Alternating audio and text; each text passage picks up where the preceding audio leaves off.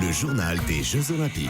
Le journal des Jeux Olympiques comme chaque matin avec vous. Bonjour Jérôme Lacroix. Bonjour Maxime et bonjour à tous. Un sommaire très riche aujourd'hui. Ah oui, les Bleus écrivent leur histoire olympique, la folie des handballeuses, la furia des athlètes et le destin fantastique du lutteur français venu du Daghestan.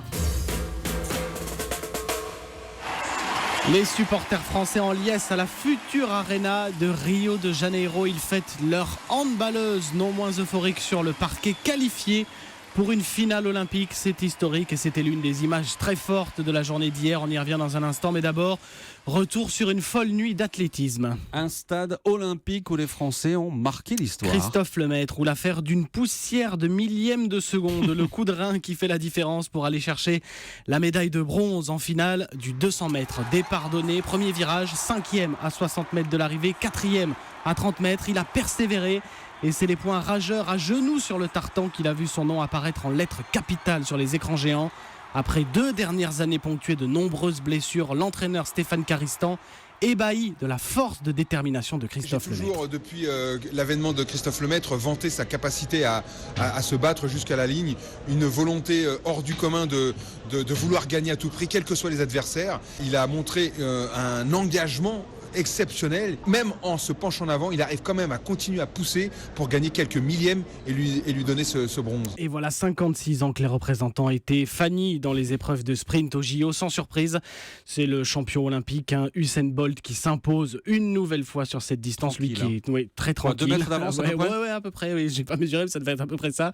Toujours en quête, faut-il le rappeler, d'un nouveau triplé. 100 mètres, c'est fait. 200 mètres, c'est fait. Reste le relais 4 fois 100 mètres la nuit prochaine. Vous le disiez, Christophe Lemaître a marqué l'histoire sur 200 mètres. Sursaut également du décathlon français. Oui, un décal, l'addition et une médaille, s'il vous plaît. L'argent pour Kevin Mayer, 24 ans, superbe, notamment sur l'épreuve de saut à la perche, sous les yeux d'un Renaud Lavillenie au sourire retrouvé. 8834 points sur les 10 disciplines pour Kevin Mayer. Il fait une entrée direct au 6e rang des meilleures performances mondiales de l'histoire. D'être un Olympien était un rêve quand j'étais petit. Maintenant, je suis un Olympien et je suis vice-champion olympique. Et c'est pas fini, chaque année je travaille pour être de plus en plus fort. Beaucoup de gens disent qu'ils réalisent pas. Je suis plutôt d'avis à réaliser quand on fait des exploits pareils parce qu'on les fait pas souvent. Mais oui, Kevin Mayer, 2e français seulement médaillé olympique sur le décathlon, 68 ans après l'Alsacien Ignace Heinrich. Et de 6 médailles ce matin, rien que pour les athlètes français. Et si je peux rajouter une toute petite chose pour avoir une idée de la violence du décathlon, de ce que ça représente comme effort, incroyable. Il y a eu un documentaire réalisé par Canal sur Kevin Mayer. C'est génial, il faut regarder ça si vous en avez la possibilité. Des pistes d'athlétisme au parquet de handball, même constante, il y a de la joie. Oui, qu'elles nous ont encore enthousiasmé, les handballeuses françaises qualifiées pour la finale olympique. Médaille assurée, c'est historique. Il a fallu pour cela sortir les néerlandaises vice-championnes du monde. Elles l'ont fait et encore une fois, comme en quart face à l'Espagne, au bout du suspense, 24-23 dans une fin de match suffocante. Siraba Dembélé et ses coéquipières ont désormais le sentiment d'être insubmersibles. Je suis tellement heureuse, vous pouvez même pas vous imaginer à quel point je suis heureuse. J'ai plein d'émotions parce que ça fait longtemps que l'équipe de France de handball n'a pas ramené de médaille. L'équipe de France de handball n'a jamais eu de médaille au JO. Et je suis super heureuse qu'on l'ait fait.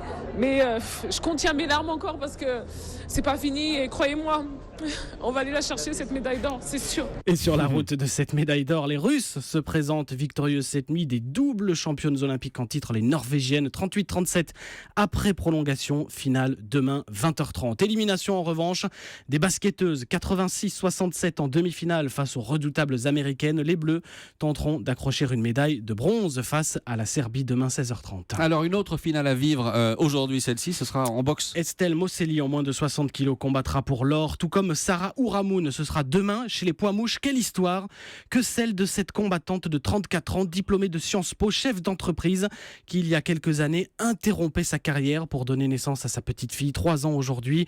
Aujourd'hui, à Rio, elle est au pied de l'Olympe. C'était un rêve un peu fou, mais voilà, j'ai eu envie d'y croire. Je me suis donné 1 an en 2014 pour voir un peu si j'arrivais à retrouver mon niveau. Je me suis lancée et j'ai pas voulu écouter forcément les gens autour de moi qui pensaient que c'était un projet un peu improbable. trop beau. Et la boxe, discipline très prolifique, comme l'athlétisme. 6 médailles d'ores et déjà assurées au total ce matin pour la délégation française. 34. Une histoire dans ce journal des JO, le destin singulier d'un lutteur naturalisé français. Il s'appelle Zelimkhan Kadjiev. Gamin, sous ses fenêtres, c'était le défilé des tanks et des militaires au quotidien, prisonniers d'un petit village du Daghestan. Du Caucase aux JO, il y a un pas immense que le lutteur qui fait son entrée en lice aujourd'hui, sous les couleurs tricolores, a su franchir. Non sans embûche, François Claus. On imagine très bien que le cœur battra fort tout à l'heure sous le maillot tricolore. On imagine très bien toutes ces images qui défileront dans la tête de Zelimkhan Kadjiev. Le flashback pour un gamin de 10 ans, hagard, débarquant dans notre pays avec ses parents, fuyant la sauvagerie de la deuxième guerre de Tchétchénie. Lui, le pudique, n'ose à peine l'évoquer quand on l'interroge, mais on remarque ses mains qui tremblent compulsivement.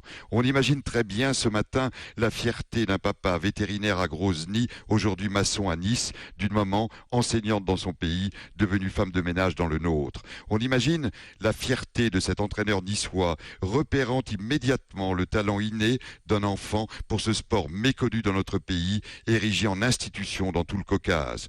Peu importe finalement le résultat de la lutte, ce soir, à Rio, Zelimkhan Kadjiev a gagné, lui qui pleurait il y a 2 ans sur le podium des championnats du monde junior en entendant la Marseillaise, l'hymne d'un pays qui l'a protégé et aidé à grandir.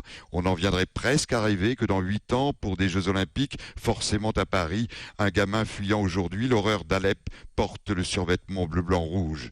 Du rêve à la réalité, contentons-nous pour l'heure du beau sourire de Zelimkhan Kadjiev, unique représentant de la France dans ce sport qui semble tant collé à son destin, la lutte. À Rio, François Claus, Europe 1. Et après cette grande histoire, Maxime, la petite histoire du jour. Bravo aux Argentins ce matin, champions olympiques de hockey sur gazon. Parmi les vainqueurs, Lucas Masso. Vous ne le connaissez pas, mais vous connaissez son grand-père, Eddy Merckx, la légende du cyclisme. C'est le petit-fils d'Eddy Merckx qui est dans l'équipe argentine, championne olympique de hockey sur gazon. Eh bien bravo à la famille. Merci, bravo aussi à vous, Jérôme Lacroix.